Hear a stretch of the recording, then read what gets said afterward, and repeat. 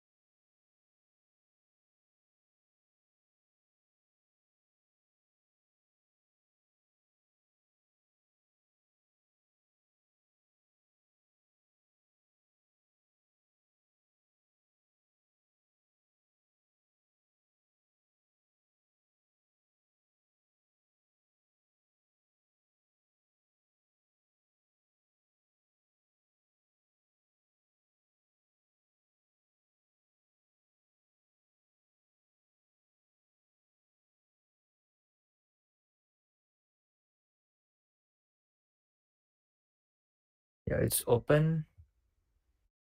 Great. So let's give it a nice name for now. I don't know. Demo, Node.js, something like that. Yeah. Great. Okay, this is application and OS images. So as I mentioned, that EC2 instances basically help us to create remote servers on our local machine. So this is basically asking what image do you want to use or what operating system do you want to use in that particular remote server that you are going to create, right? So I try to go with the Linux server, Linux distribution. So we'll keep it simple and let's go with Ubuntu for now. Okay. Okay. Great. So here you can find all the information about this Ubuntu server. This is the 2022.04, that is the latest version, the LTS one, Mm-hmm. and details can be found, the architecture and stuff like that. The next section is instance type. So this basically is, you are providing that what kind of instance do we want or what memory configuration do we want for that particular instance, right? So right now we have selected T2 micro, but if you want to see the other options that are available, so we can go do a drop down here, and here are all the options. So the smallest one is T2 nano, Mm-hmm. then we have T2 micro, then T2 small, and it goes all the way medium, large, and then we have all the other options. Yeah. So again, this would depend on the kind of application and the kind of work that you'll be using on that particular instance. Every kind of instance type comes with their dedicated CPU, the dedicated memory, and the cost that will incur. So Yeah. for now, this will also tell you that whether that particular instance type is under the free tier or not. So if you don't know, AWS has a free tier as well. So if you are getting started with AWS, it provides you with a lot of services that are free to use. So you can very well use those services to learn, and you can experiment around AWS before uh, starting to give money to apply those services in the future. Yeah.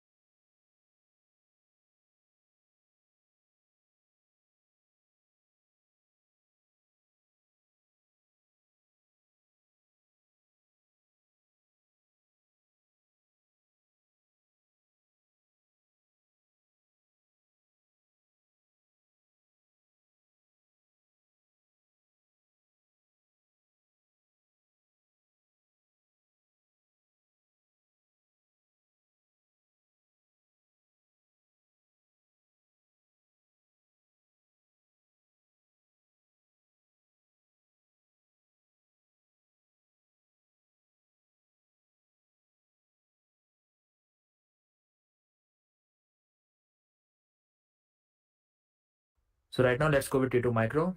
The next we have is key pair. So this is basically we'll be using to authenticate or to securely logging in to our remote server. So key pair is basically just an authentication file that will be downloaded into our local machine, which we'll be using to log in into our remote server that we'll be doing just now. So I'll go to create a new key pair and we'll name it as a demo one right now. Keep your type as pair is basically just an authentication file that will be downloaded into our local machine, which we'll be using to log in into our remote server that we'll be doing just now. So I'll go to create a new key pair and we'll name it as a demo one right now. Keep your type, and this will be a private key file format. So we'll just keep it by default .pem. Yeah. And create a new key pair.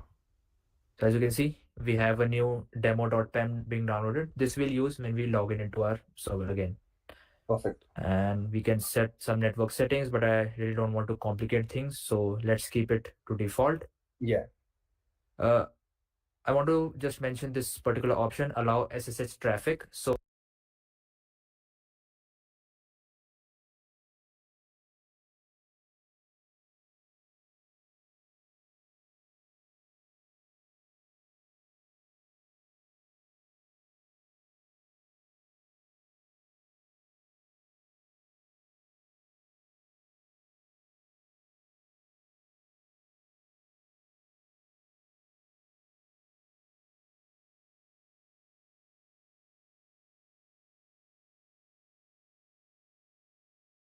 SSH is something that we'll be using again to log in into our remote server, but it is called as secure shell. We'll talk about it a little bit later, but this remote traffic. So SSH is something that we'll be using again to log in into our remote server, but it is called as secure shell. We'll talk about it a little bit later, but this is basically telling us that SSH can be done from anywhere, right? So anywhere, that means from any IP address. So each machine, that is, for example, my local computer or your local, SSH can be done from anywhere.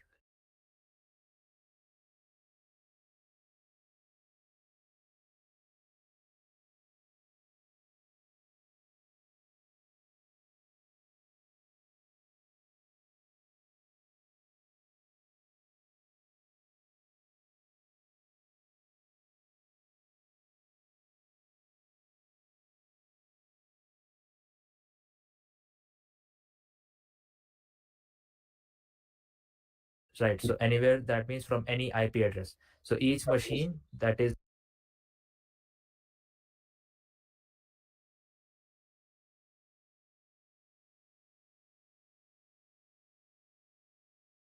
for example, my local computer or your local machine has an IP address. If you're not familiar with those concepts, I'll definitely recommend you to check out the documentation and some tutorials. These are some important concepts like security groups, IP addresses, and HTTPS, stuff like that, which,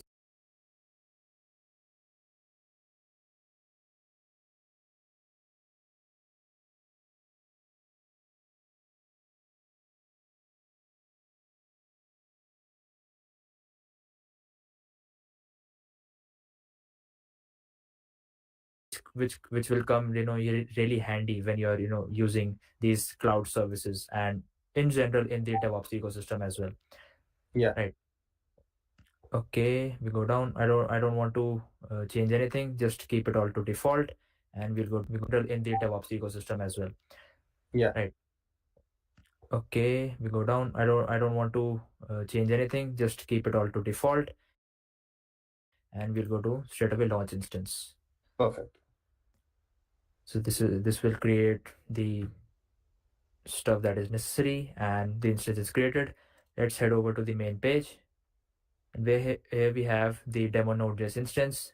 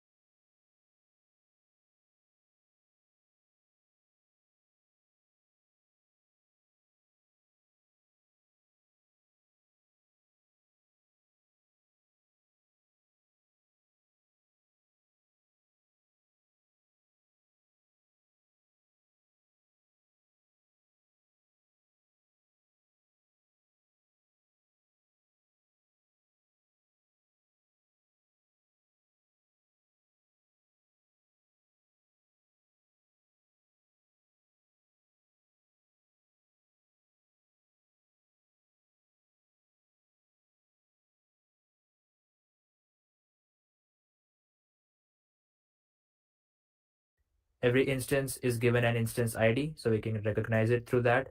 The instance state is pending as of now, so it's preparing the configurations. AWS is doing the work for you. We have the instance type, and we have the necessary information, availability zone, the zone which you are in. I am in right now in North Virginia. There are a lot of zones of AWS. I am not that familiar with the zones concept of AWS as of now, but maybe Abhishek can shed some light on that part. Yeah, quickly. basically, typically, it depends on which area do you want to create this instance. The primary reason is you can avoid any sort of latency.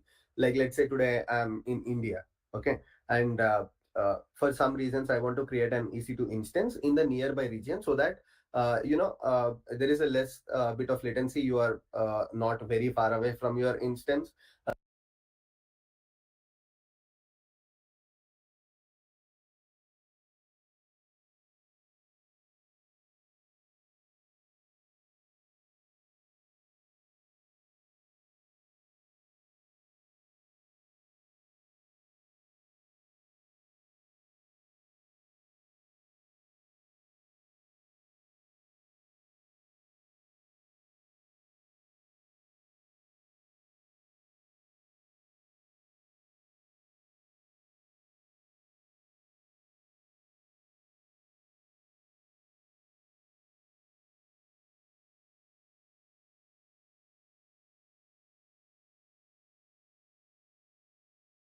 The good practice is to create in Asia Pacific Mumbai, but to these free tier instances, always keep it to the default.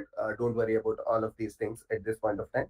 So regions and availability zones are primarily used in AWS to avoid latency. AWS keeps their data centers across multiple places in the world, so those are called as regions. Great. So yep, the instance is running, and if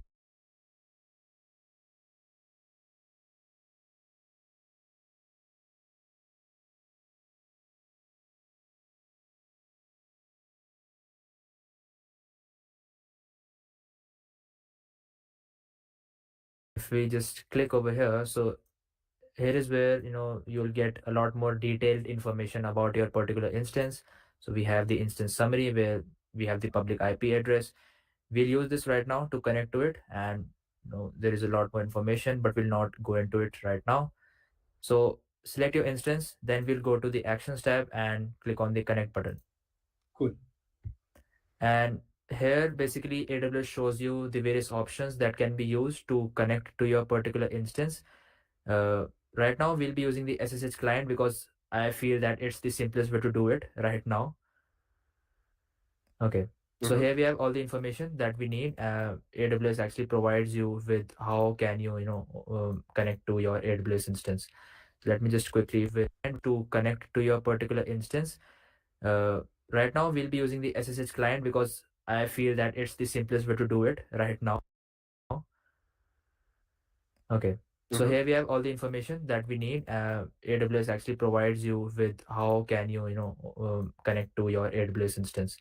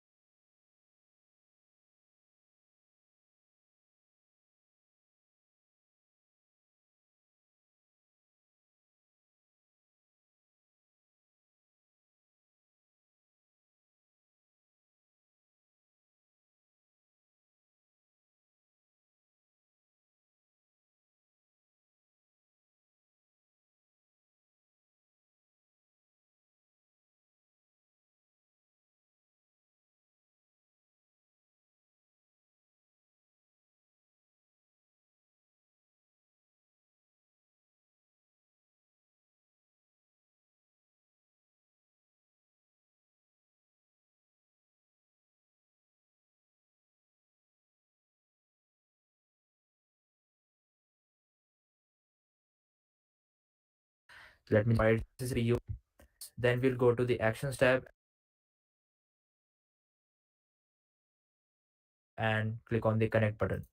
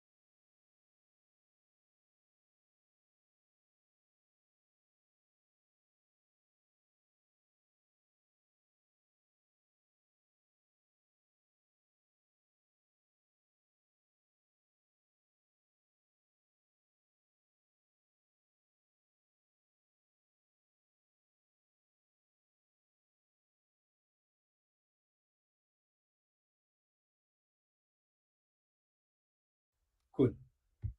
And here basically AWS shows you the various options that can be used to connect to your particular instance. Right now we'll be using the SSH client because I feel that it's the simplest way to do it right now. Okay. So Mhm. here we have all the information that we need. AWS actually provides you with how can you connect to your AWS instance. Let me just quickly fire up my terminal. Cool. Increase the font for everyone to see. Mm-hmm. First of all, go to the downloads folder because here is where my file was downloaded. So if you see here, we have the demo.pem, the security file that we need to SSH into our particular instance, right? Yes. So first step was opening an SSH client that we have done.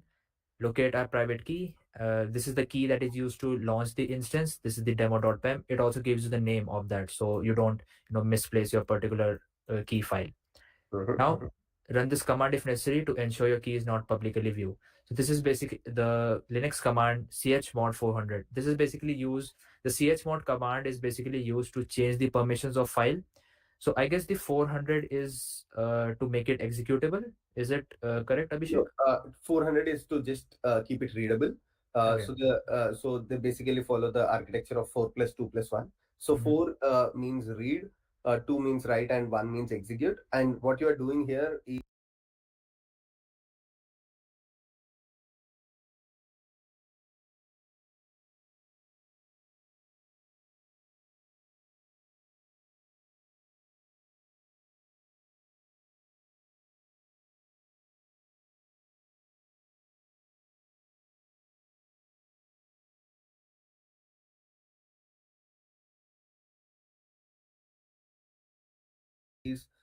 there are three groups. One is yourself, one is to your group, and one is to the all the other people in the world. So that's why you keep it 0 0. That is, nobody else in your group can access this PEM file, and again, nobody in the world can access this PEM file. Whoever has access to Kunal's laptop.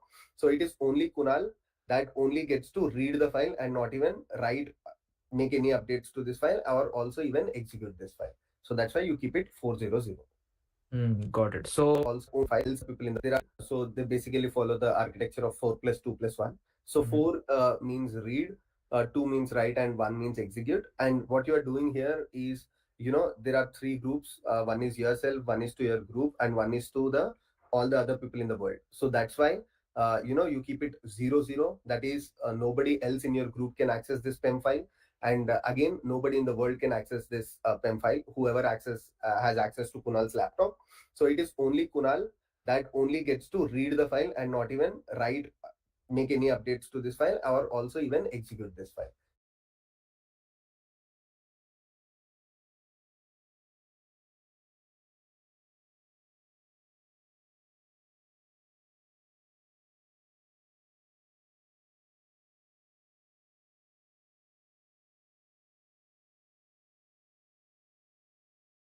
So that's why you keep it 400.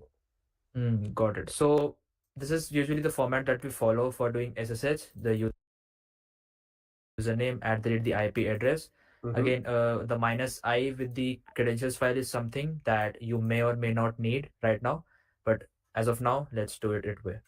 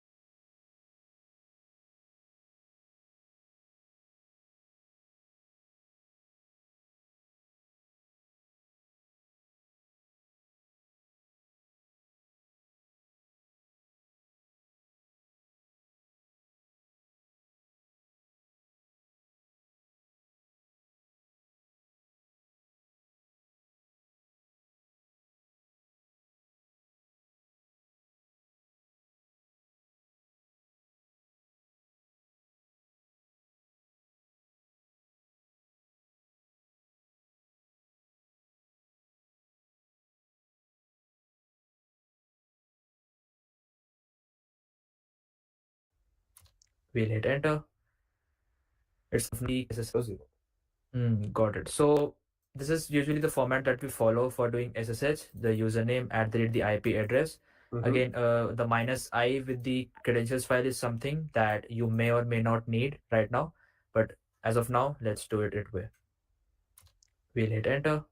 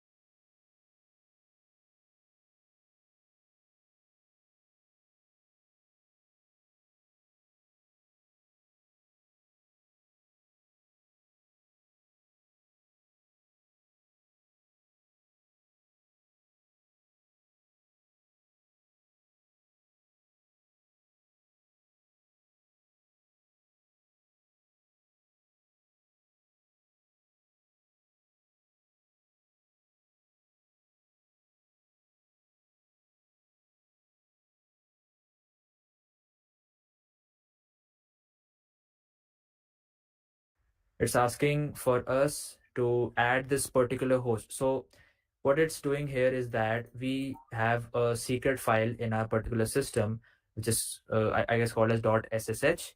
We have a folder, and inside that we have a credentials file, and inside of that we have the allowed hosts file. So this is basically asking to add this particular IP address inside that particular file, so we can access it anytime that we want, right? Yeah. So I'd say yes, we want that. So We it trust. adds here to the known host file. Makes Yep. sense. And now we have successfully connected to our EC2 instance.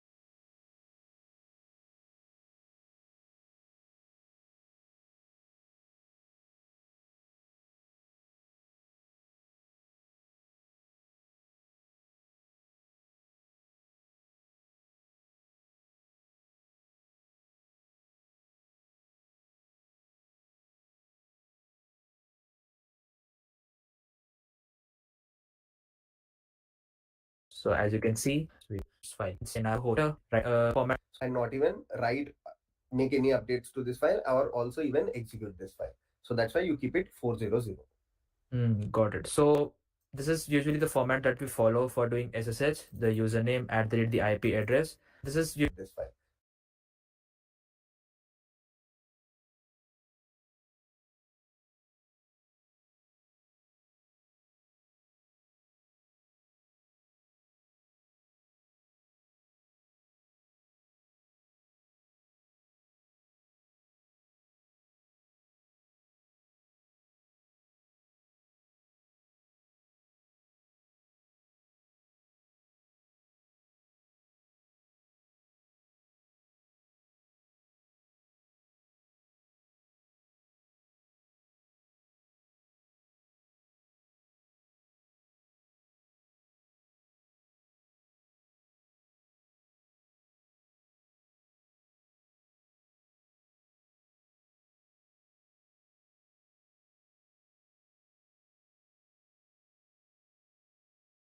So that's why you keep it 4. as credentials file is something that you may or may not need right now, but with the SSH, got it. So not end host particular system, which is I guess called as .ssh.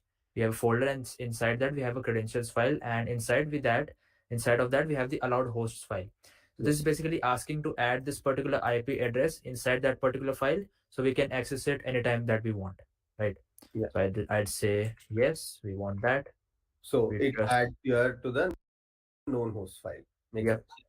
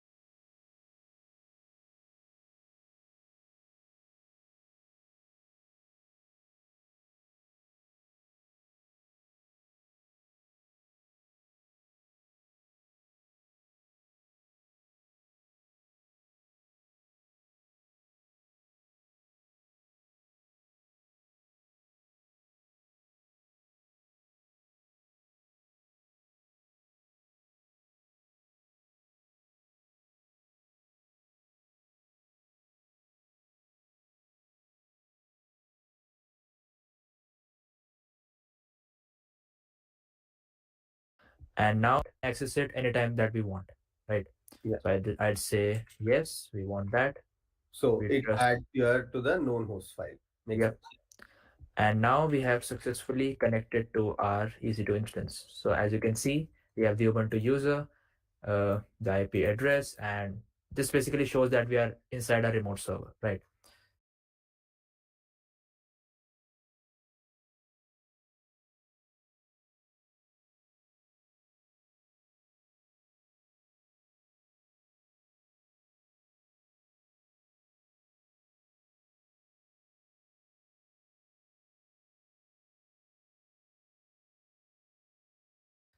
So if we do ls, we don't have anything here.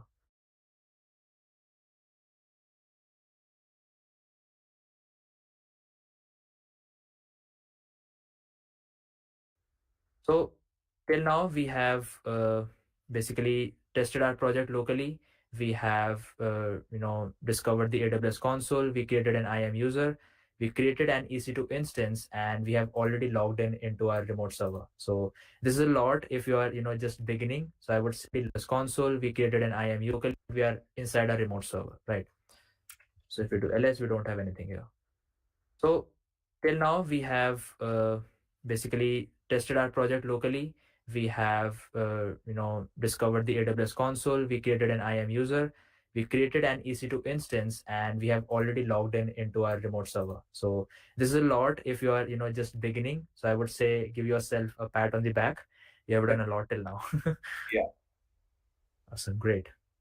So Now now the let's next, do the yep. same steps that we did on Kunal's laptop, and let's get this instance running on the get this application running on the EC2 instance. Great. Absolutely. So we have done this particular step. Again, everything is mentioned in the GitHub repo. So even if you are following along and you get stuck somewhere, just go back to this README and you'll definitely find your way on configuring this. Now we are on the Ubuntu server. So this is a good practice again that we should follow whenever we connect to an instance, especially a Linux distribution. We have to update the outdated packages and dependencies, right? So for Ubuntu, we have the command for this, that is sudo apt update. So I'll just quickly run this. This is basically will update all the necessary packages and dependencies for that particular instance. This is a good practice that everyone should follow, and the command might be different, and it totally depends on the operating system that you'll be using in that particular instance.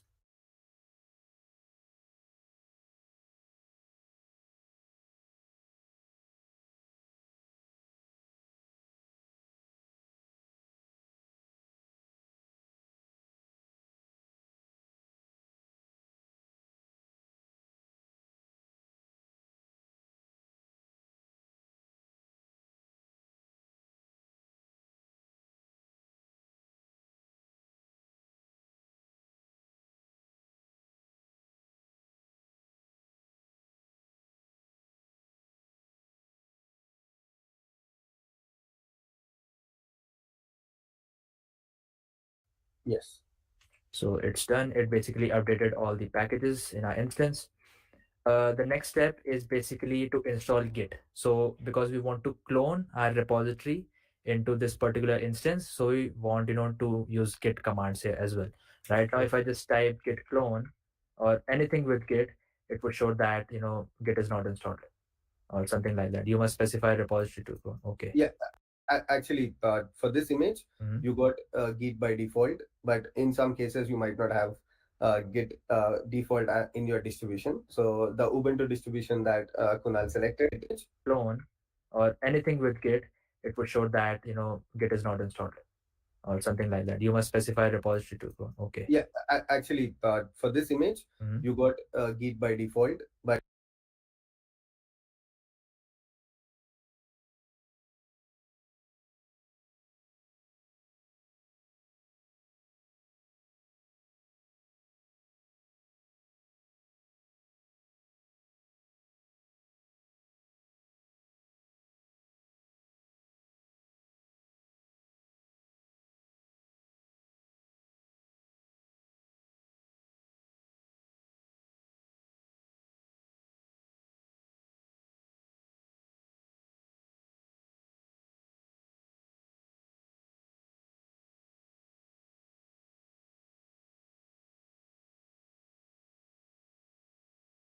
but in some cases you might not have Git default in your distribution. So the Ubuntu distribution that Kunal selected for this EC2 instance was so nice of it that it already has Git for us, but sometimes you don't have. But yeah, that's fine. We can Great. proceed. Okay, this is something that I didn't know, so thanks for sharing, Abhishek. No worries. Okay, great. Then we can move ahead with the next step. The next one would be to configure Node.js, because we'll definitely need Node.js and npm to run our application, right? So we'll follow a guide which is given by DigitalOcean. I, Again, this is something that I discovered while learning about AWS and learning about remote virtual machines. DigitalOcean as one of the best documentations out there for each and every topic. So now when I have to search for anything related on creating applications or DevOps related stuff, I just type DigitalOcean in front of it, and you might find a useful documentation there as well. Awesome. Awesome. Yeah. Great.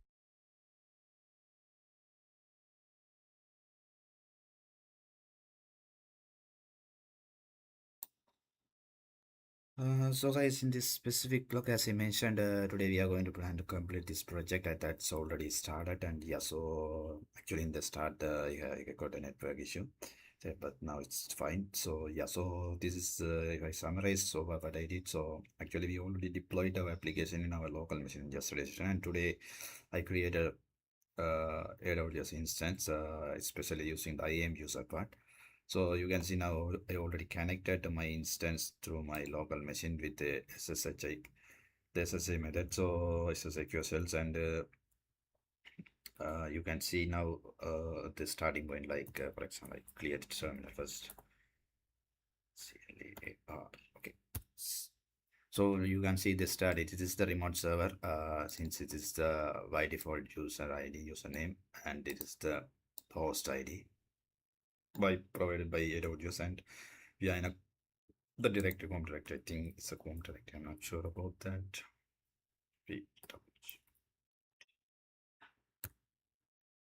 Yeah, actually, it's a home directory from the remote server. Okay, yeah. So the next step, we are going to configure our Node.js application in this remote server. That is the next step again. So if you see my AWS instance, wait.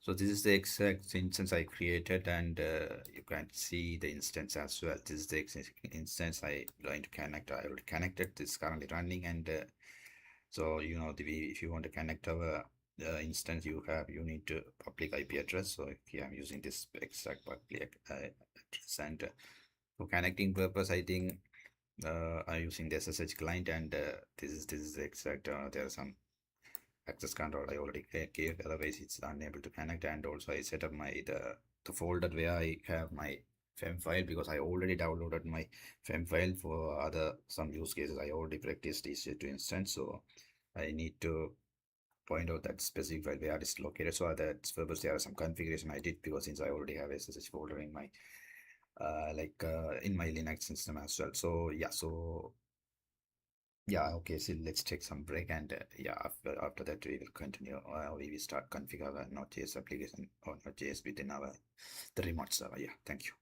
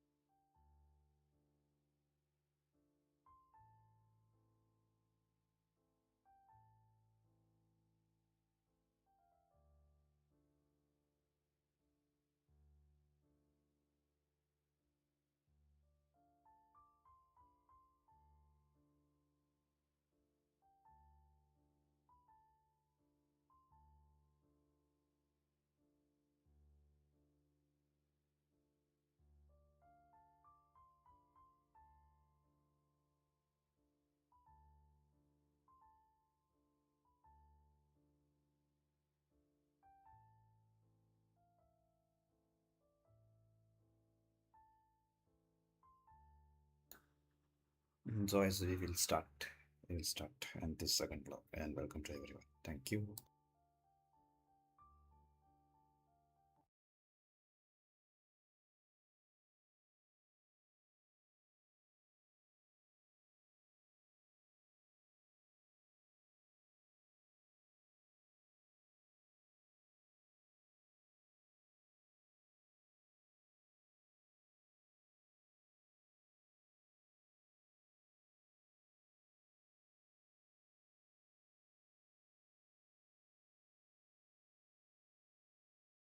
So we'll just follow this step. Now when I have to search for anything related on creating applications or DevOps related stuff, I just type DigitalOcean in front of it, and you might find a useful documentation there as well. Awesome. Yeah. Great. So we'll just follow this step. So first we'll check our Git version. What is it? You don't need to do that, but let's just follow along the documentation for someone who's new. So we have the Git version 2.3.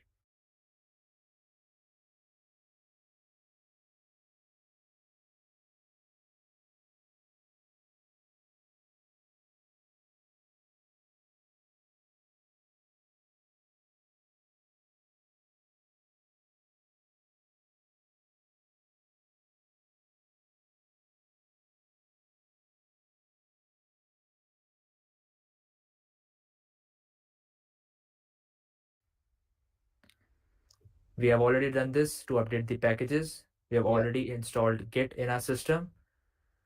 Perfect. Great. Yeah, we can proceed with Git clone directly. Yeah. Yep. Because we already have all of these things. Great. Okay, I think I have just opened the wrong documentation here. Let me just say Node.js.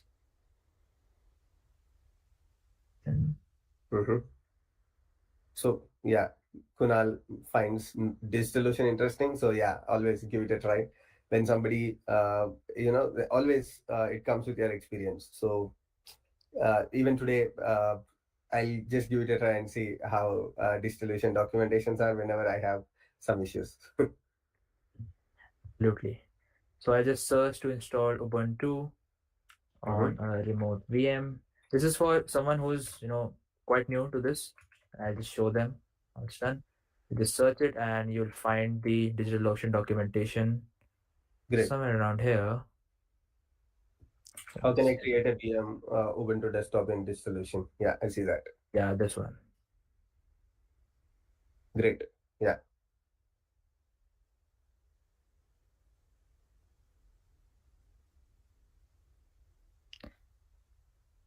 So you can even update the version that you're using of Ubuntu, because sometimes we have some major updates for the version that we're using. So I would definitely recommend you to select the version that the instance is running on. So that is 22.4. I'll select that. And then we'll just dive into these steps. Okay. So what exactly are we doing now, Kunal? We are just finding a way to install the Node.js and NPM into our Ubuntu remote server, right? Awesome. Yeah, probably let's Just install. search for install.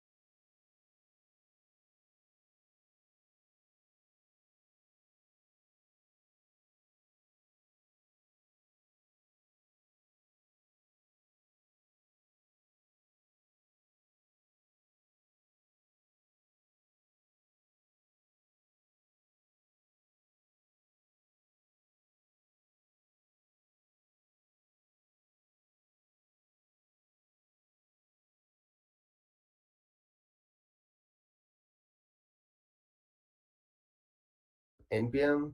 Yeah, Node.js, Ubuntu, and digital version. Yeah, Yep, there we have.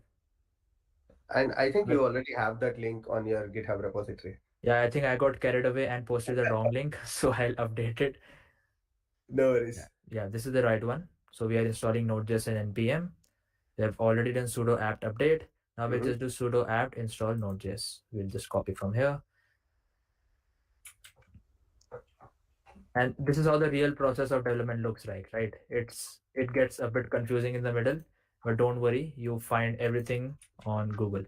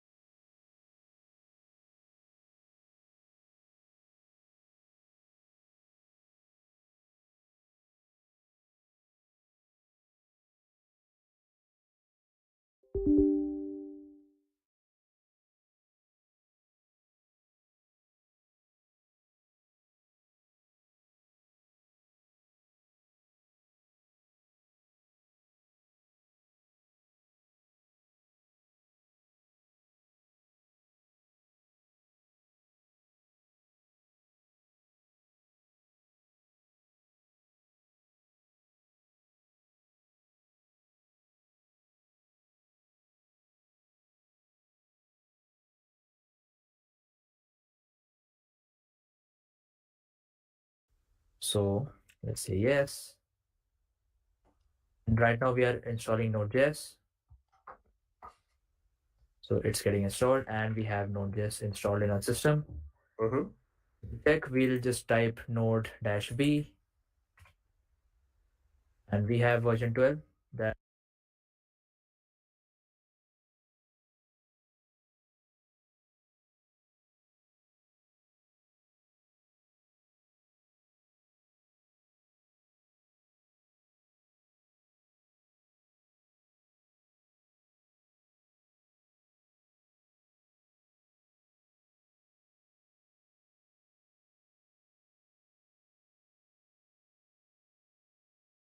that might be the latest one. And we have version 12 that might be the latest one. And then we'll install npm. So we have Node.js. Now we need a package manager for managing all the packages. The same steps that we did, but now it's on our instance, on the remote server that we just configured, right? Yeah. We'll do this. I'll try.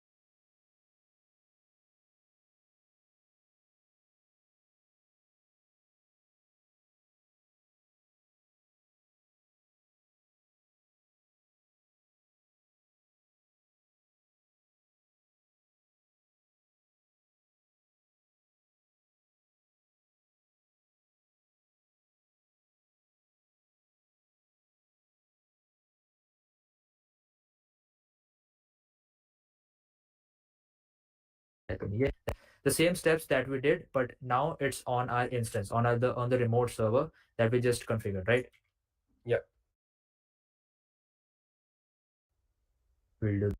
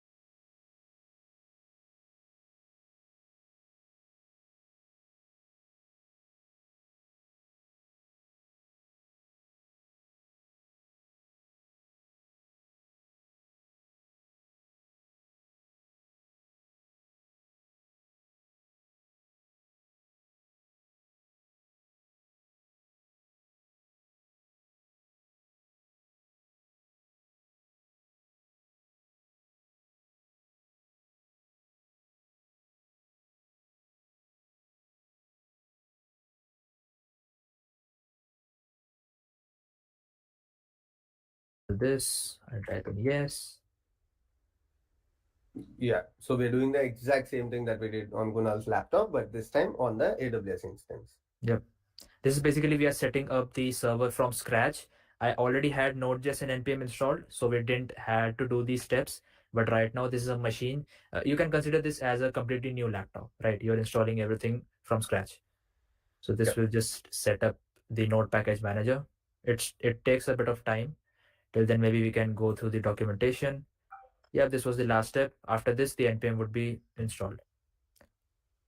Again, all of this comes while hit a trial and error. So when I first started using the remote server, I think I broke something and the server got crashed. I don't know what I did. So don't worry if something that happens. You can always restart it. You can always exit from the remote VM and you can restart your machine again from the AWS console as well. And you can again use SSH to log in into that. Okay, Awesome. great. Now we can check npm -- version. Yep, we have npm installed.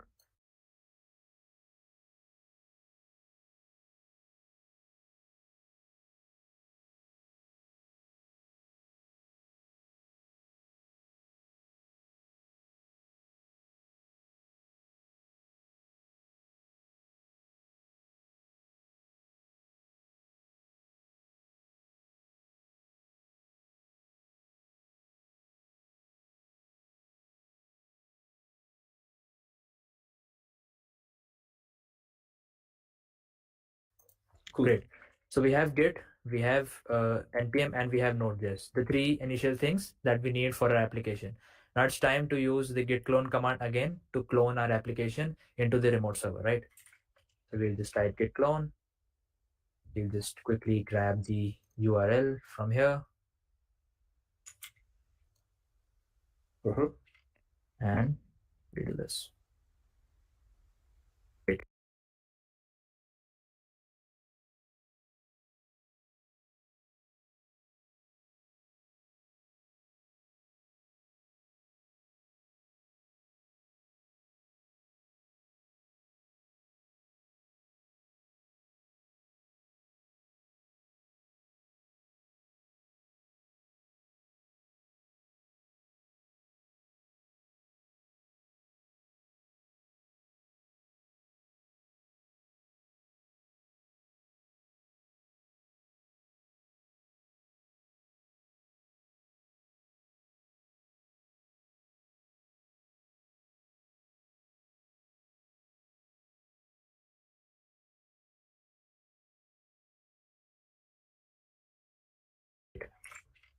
And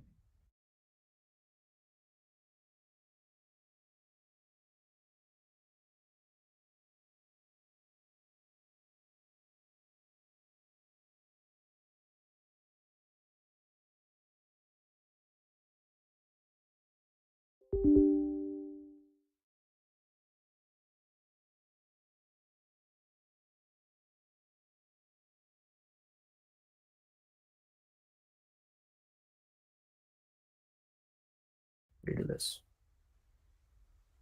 Great. Now if we do ls, we have the application folder here. We have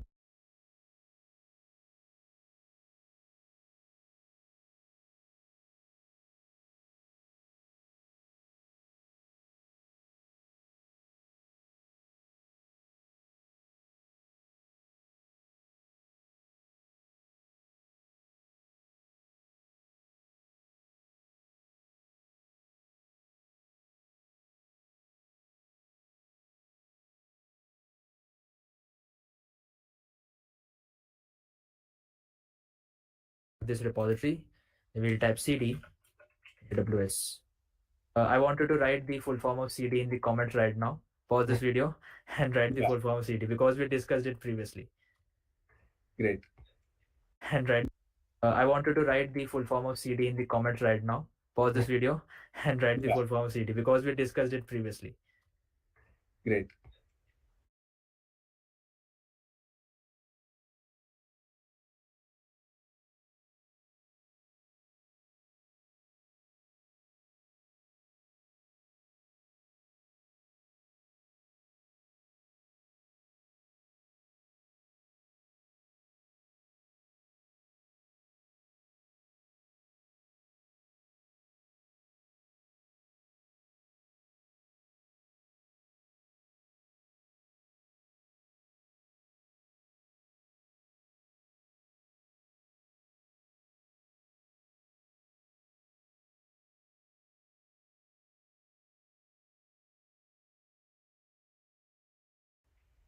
Let's see Yes. how interactive it is. Yeah. Awesome. So we have the repository cloned successfully, and now this remember this step what we did after cloning the repository again. Abhishek, what did we do? I would like to ask you that after cloning the repo.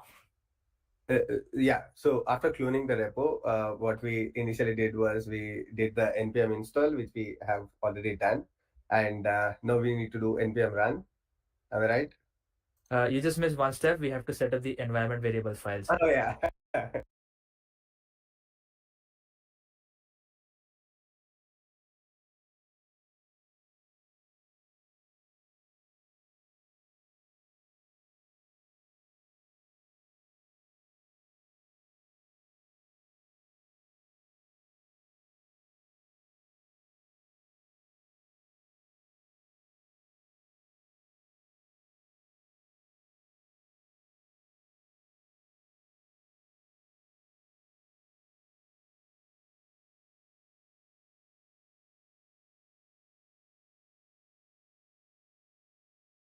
Yeah. So as I mentioned previously, environment variable file is something that is to be kept secret. So it Yeah. wasn't in Passwords the and all. repository in the first place. So we have to set it up again right now, right? Yeah. Because that is what we need for our application to run. So Perfect. I'll just do a touch.env. Touch is a command which is used to create new files, right? So I'll just do that.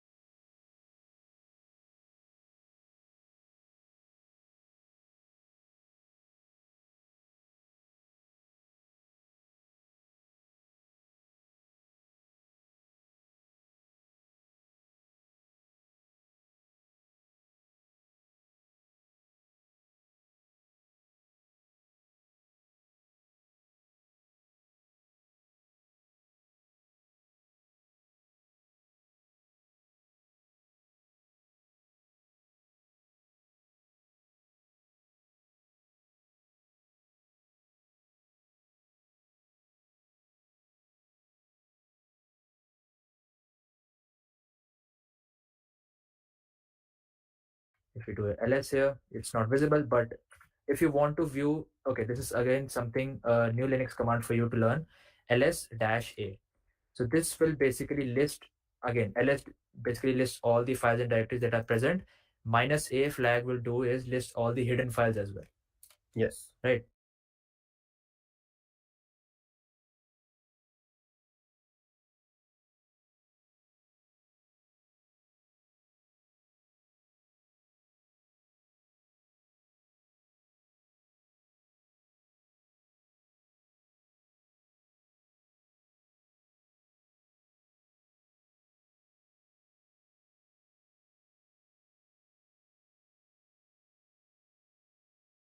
So if we do this, you can see we have the .env that we just created.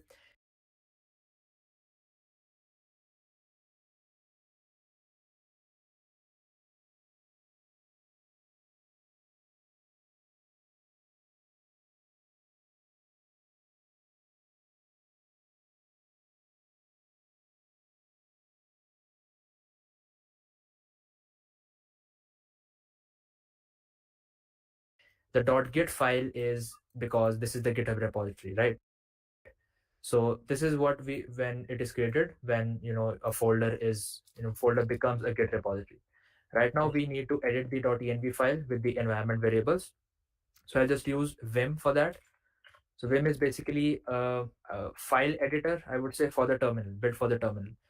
If you have been involved in the developer ecosystem for a while, you would definitely have heard a lot of memes related to Vim, right? How people struggle to exit Vim. Yeah. Okay, vi.env, and we are inside Vim. Yeah. Okay, vi.env, and we are inside Vim. Just type I. I is to enter the insert mode. Now, if we type anything, we'll be editing the file there and then, right?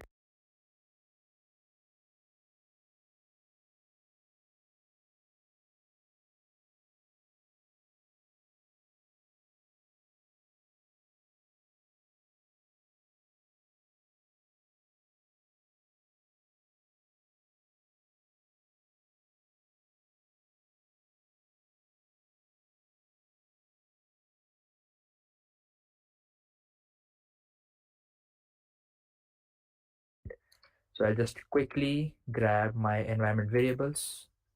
Yeah. And just see where are they. Yep. Right. I hope I'm able to paste those. Yep. Great. So these are the environment variables. Now we have edited the file. Now be careful. You can get So for stuck here. somebody, yeah, Mhm. for somebody to run this application, how do they get this publishable key and the secret key? So this is something that Stripe has it. So you can create a demo account of Stripe. You can search on the internet. I can just show you. So Stripe. So here you can go to the Stripe It's dashboard just again. Mhm. yeah, sorry for interrupting. Again, this is just for this application. Don't worry if it is overwhelming for you. We can always do with simpler applications, but just for the demo, we wanted to keep a real-time application, show you how a real-time application is deployed. That's why we were using this. Yeah, Kunal will show you. If you want to try the same application, Kunal will show you how to get this access keys. Sure. So you can head over to Stripe. You can create a demo account. You can sign into Mhm. that account. Yeah. I'll just quickly show you. So again, as I mentioned, Stripe is basically a payment gateway which is used to take payments, and that is available globally. So if you want to use sort of a payment page on your particular application, right, you can definitely try out Stripe. There are a lot of other options. There is PayPal as well, and we also have a lot more other options. But I felt that Stripe is something that this application is using, and I'll just show you how to get that access key and private access key and stuff. So I'll just quickly log it in. If you want to know more about Stripe, I would say you can check out the YouTube tutorial. But just to follow along, you can create a demo account on Stripe, right? And I'll just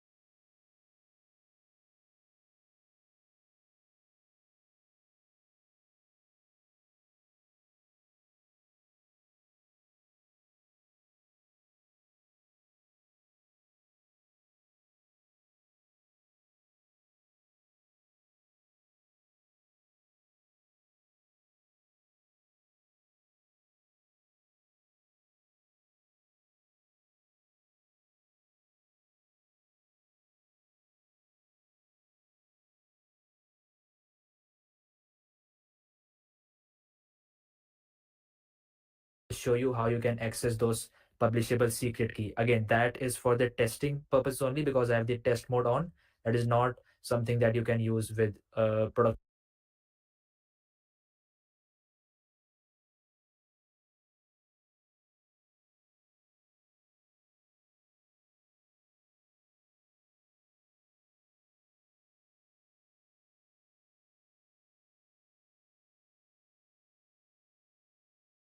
production environment, right? So if we go to more, let's say if we go to developers, if we head over to API keys,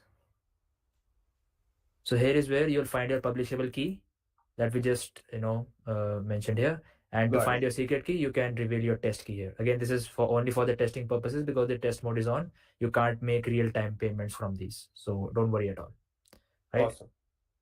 So now time payments from these, so don't worry at all, right? Awesome. So now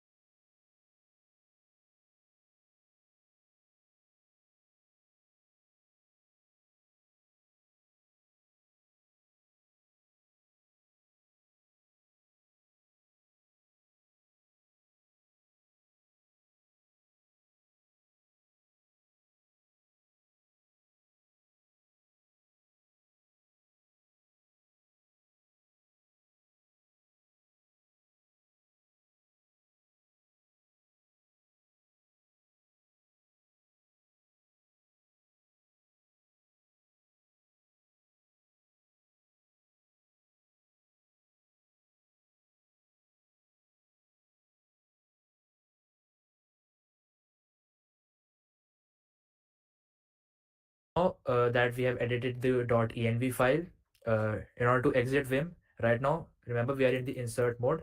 Just type exit. So we are out of the insert mode. Type colon and X. So what it will do is it will basically exit the file, plus it will save the content that we just edited, right? I've seen a lot of people also use WQ, but when I search on the internet, I found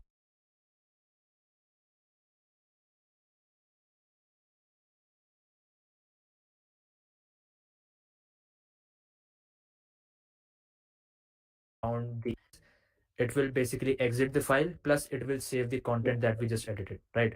I've seen a lot of people also use WQ, but when I search on the internet, I found the alias of WQ as to be X, so I have the habit of using X now, right? Good. So we have exited Vim. Oof. Okay. Now let us see what exactly is inside a file. Let us double check if the file was even edited at the first place. For that, we'll use a command called as cat. So cat basically helps us, again, this is a Linux command, which helps us to view the contents of a particular file, right? So if we do, yep, all the environment variables are set here.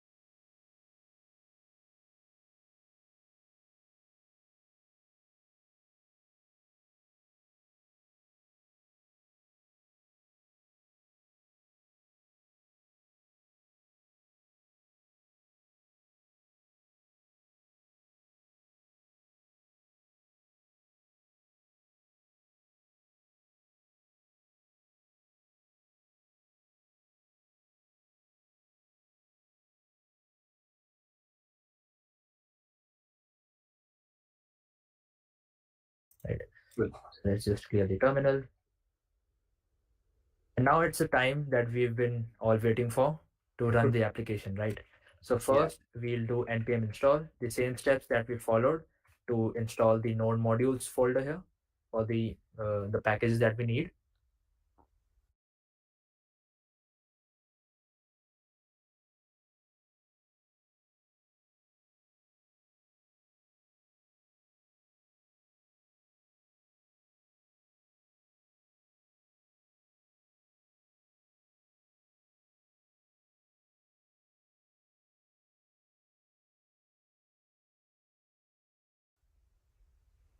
You can see how fast it installed all the packages. This is because we are using a remote server, and the server is it's basically faster than the internet that I am using right now, I would say, but it might be the case that you have a faster internet than me.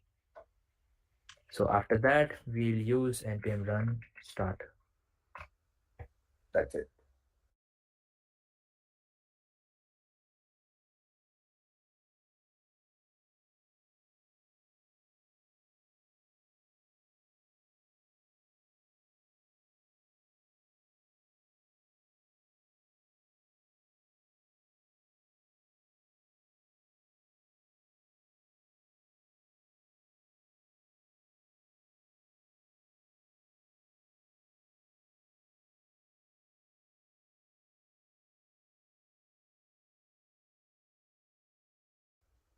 Npm run start.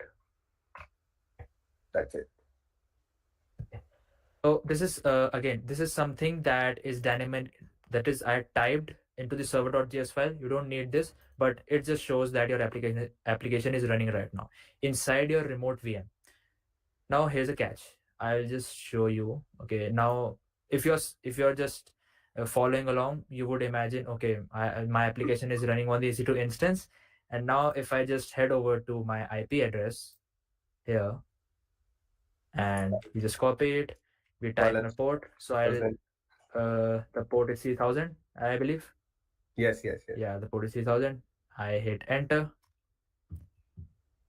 Okay, you think the application should be deployed now, but it won't. Yeah. Yeah, you will be here. The site can't be reached.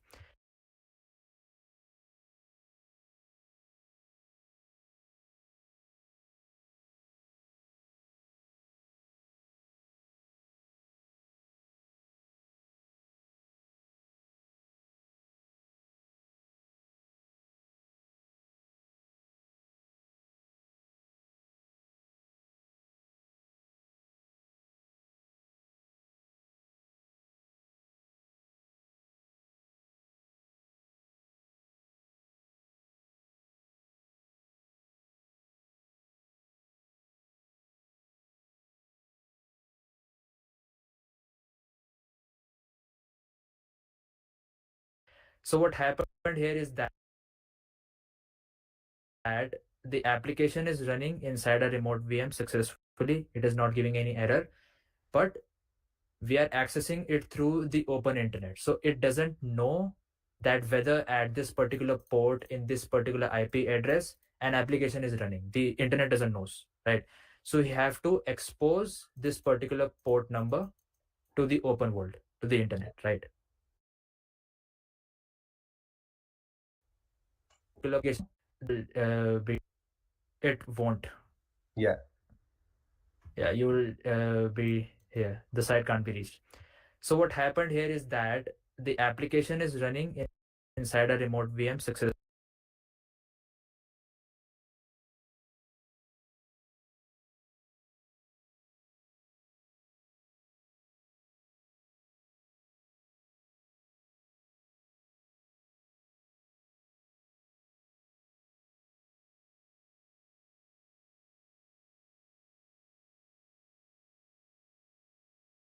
It is not giving any error, but we are accessing it through the open internet. So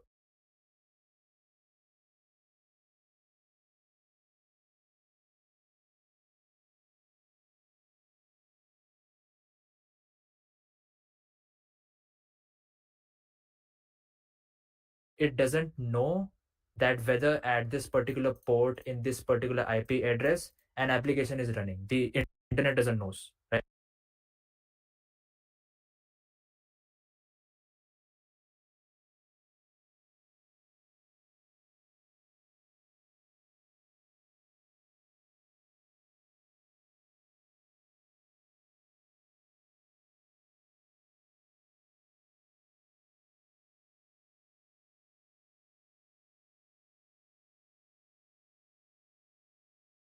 So you have to expose this particular port number to the open world, to the internet, right? So what we'll do is to the open world, to the internet. Have to expose this particular port number to the open world, to the internet, right? So what we'll do is, this is a simple step, and this particular thing I learned the hard way, to be honest. I had to search a lot of Stack Overflow and the internet to get to know why is internet not working in the first place.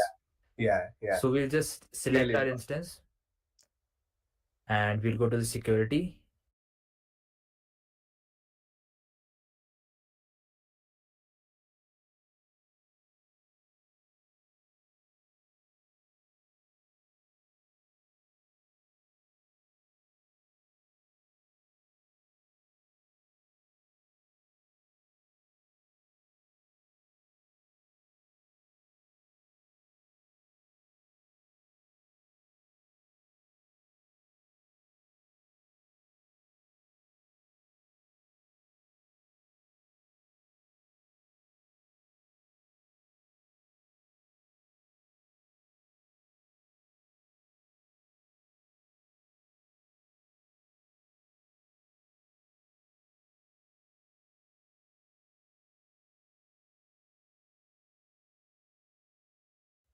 We'll go head over to the, I'll say, security groups.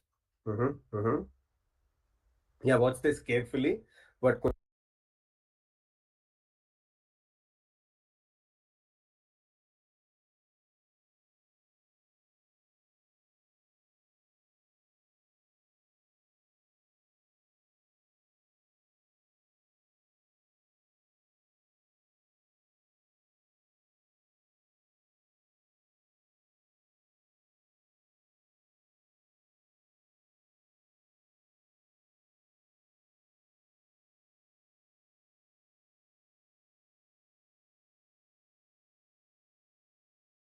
Kunal is doing, because this is where most of the people. We'll go head over to the, I'll say, security groups. Yeah, watch this carefully. What Kunal is doing, because this is where most of the people fumble. Like, you deploy your application onto AWS and assume things will be perfect, but always there is a lot of things like the inbound traffic rules that Kunal is going to show you, where you do the actual magic to Yep. get your application working on AWS. This is the magic that you have to do. Yeah. And this is the page that most of us, if we are beginning, would be familiar with. So don't worry at all if you are seeing this 2 or 3 times when you are trying to deploy application very first time. Yeah. Right. So we just edit the inbound rules. So inbound rules is basically we are allowing the inbound traffic. That is, we are allowing our EC2 instance to connect with the open internet, and we are saying to AWS, hey, we have a port, we have an application running on port 3000, and we want you to expose it, and we want you to allow traffic to it from the open internet. So this is what we are doing right now here. We want traffic the inbound rules. So when you are trying to deploy application very first time. Yeah. Right. So we just edit the inbound rules. So inbound rules is basically we are allowing the inbound traffic.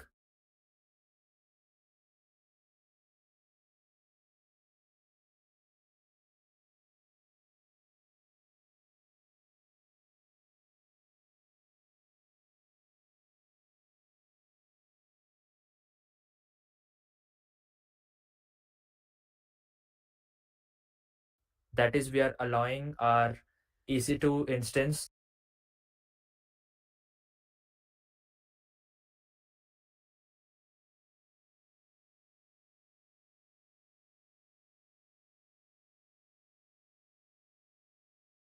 to connect with the open internet,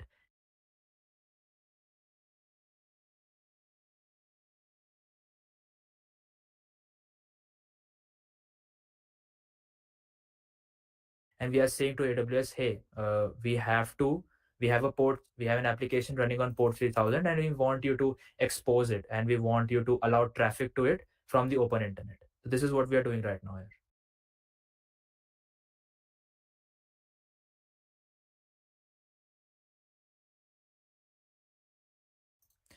We have a port, we have an application running on port 3000, and we want you to expose it, and we want you to allow traffic to it from the open internet. So this is what we are doing right now here.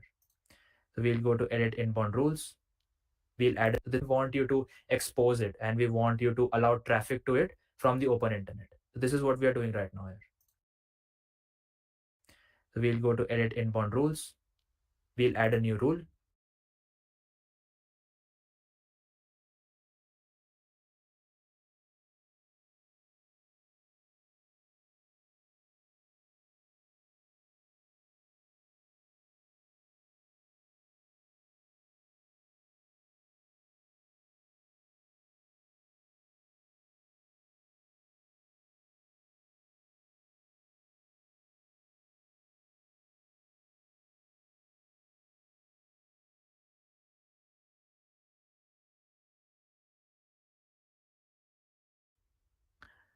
Don't worry if you don't understand this. I am just showing you what you have to do. But if you want to know more about this, I'll definitely recommend you to search a bit on the internet about inbound rules on AWS.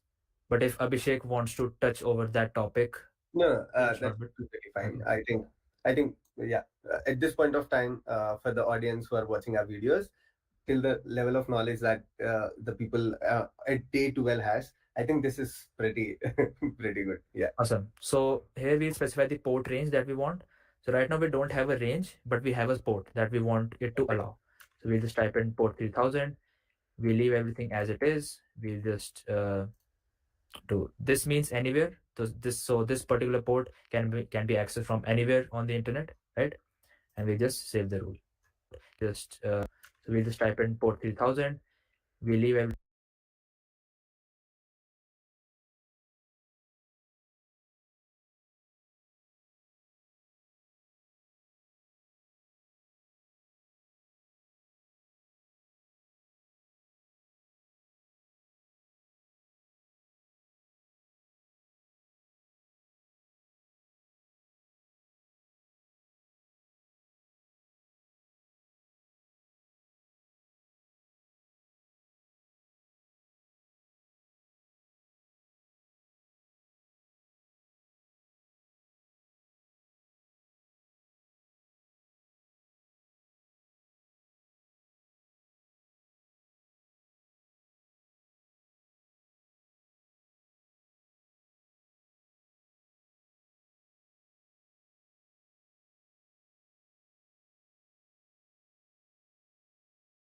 everything as it is. We'll just to this means anywhere.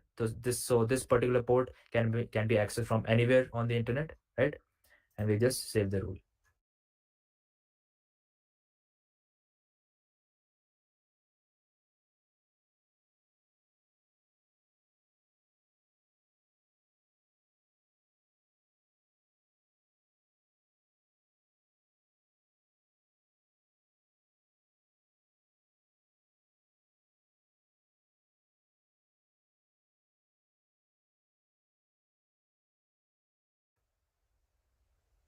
Very good.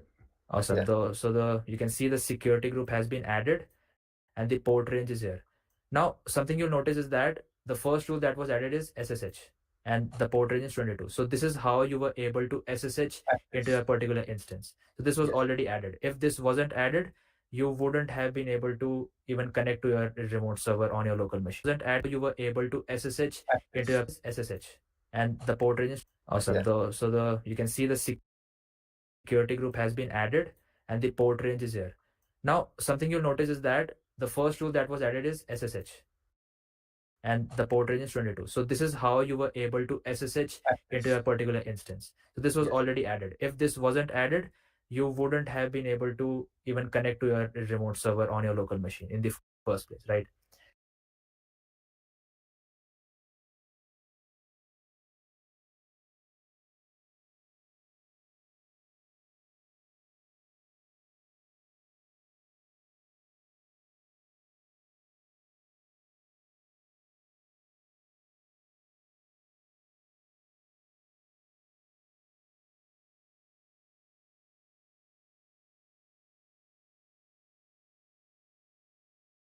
So now your application is running and we have your local machine in the first place, right? So now your application is running and we have exposed the port here. Now if we try to hit enter, okay, yay, congratulations.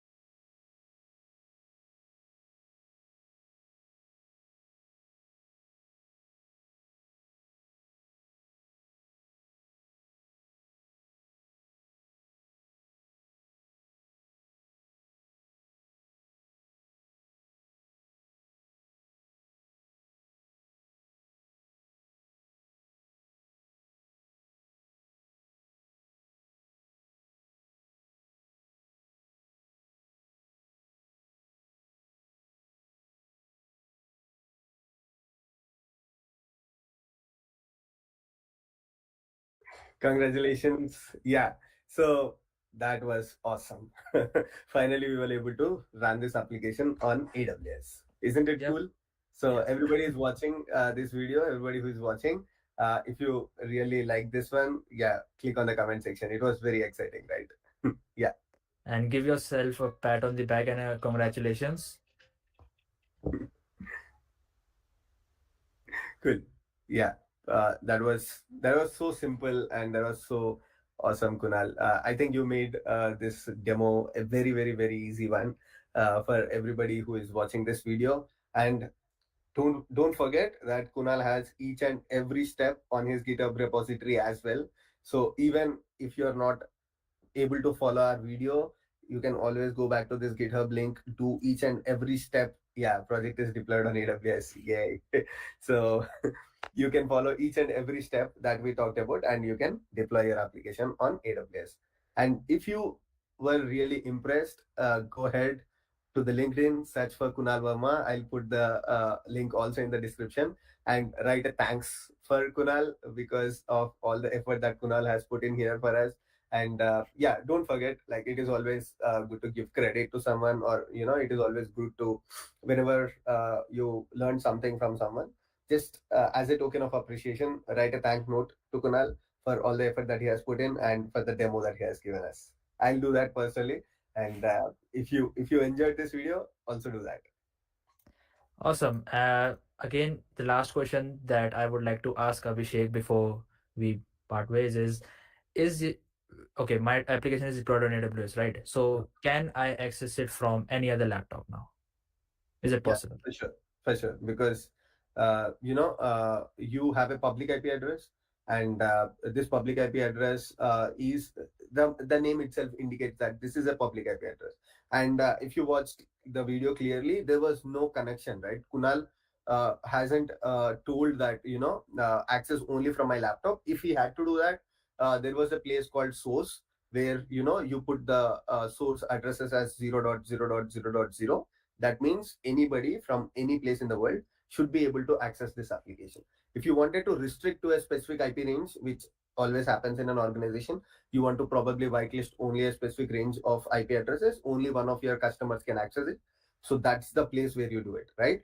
So in the inbound traffic rules, just provide the IP range which you want to allow, or the CIDR block which you want to allow, and then you can do that magic that only Kunal can access that applications but not Abhishek, right? Yep, got it. Thanks for answering, Abhishek. Thank you Great. so much, Kunal. Yeah. So if you have any questions for Kunal, or if you have any questions for me, do post that in the comment section. Both of us will be very happy to answer your questions. And if we get to learn anything from your questions, again, we'll be more than happy with that. Okay. Absolutely. Yeah. I hope you enjoy the video, and we'll keep Kunal busy in the future as well. So if you want to learn anything more from the Kunal, go to Kunal's GitHub repository. If you find anything interesting, do post that in the comment section. I'll make sure by requesting Kunal to get his time one more time. Awesome. Thank you so much. Yeah. Bye, So everyone. we'll end this video here, but again, like I mentioned, we'll still keep the engagement on the comment section. Thank you. Take care, everyone.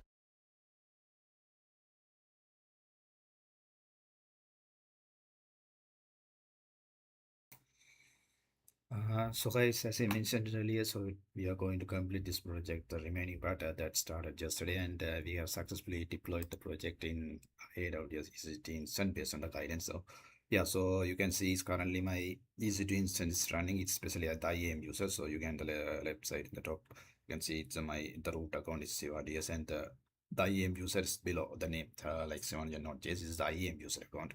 So I created the EC2 instance, and the EC2 instance, once I created, then I connected through the SSH client through my local laptop. So you can see it's currently, wait, I will show that. So you can see currently it's running my EC2 instance. This application is from the remote server, so it's connected. You can see the application is my EC2 instance. AWS EC2 instance connected through the remote server. Okay, so this is through my remote server user and the host. Okay, so now this is the application is running in the server, in the remote server. So this is where I start working from. Yesterday session, you can I work on my own Linux server. It's my own local machine. But today I created EC2 instance and then connected with SSH client. Okay, so this is exact thing I did through my the terminal. And if you see through my AWS instance, 1 minute. Yeah, so here you can see again the EC2 instance running, but how I run my this application, first I found the public IP address. So we have public IP address, and also we know the port or the local host port. Then I based on these two things, like the port I think 3000, 3000 and local host, and based on two things, as you can see, this is a public address, actually the EC2 instance public address, and the 3000 is the port. This specific port, this specific application is currently running, so it's through our AWS EC2 server, or it's a cloud server. So this is the exact thing we have done to we have to plan to do today, and I did. And yeah, so there are some interesting thing, like specifically before, if you want to run this EC2 instance through application through this EC2 instance, there's some inbound rules. So there's inbound rules need to be set. So actually I configured through this security site. So if you go for security site, yeah, okay, there's a security groups. Okay, so if I click the security groups, you can see there's an inbound rule. So this inbound rules allow us to explicitly say our EC2 instance that we have a port 3000, and we want to expose that port through internet, so everyone can access our application since it's run inside the AWS. But if you want to expose to the internet through the internet, then you should set some inbound rules in order to allow, like anyone can, or anyway the particular application can run. For that purpose I add some new rules. So okay, I'm not going to add new rules, but here I modify the new rules. You can see the specific the custom TCP, the port I added. Actually my application is running port 3000, so I added here that specific port, and the address range I gave anywhere, because since you can modify this address range, there's a modification, there's idea like subnet, there's other concept as well, like VPC, so I'm not much talk about here, but yeah, there's a concept as well, so you can keep the range as well. Okay, so but here I'm not giving any ranges, but since it can access anywhere, so that is the exact thing I'm trying to say. Yeah, so this exact thing I added, so the port number and the range I here added. Once I add that, after that this application start running. If you follow this session, you can understand what I'm trying to say. Otherwise the first time I started to run this specific address is unable to run, because we are not expose our specific port number through the internet.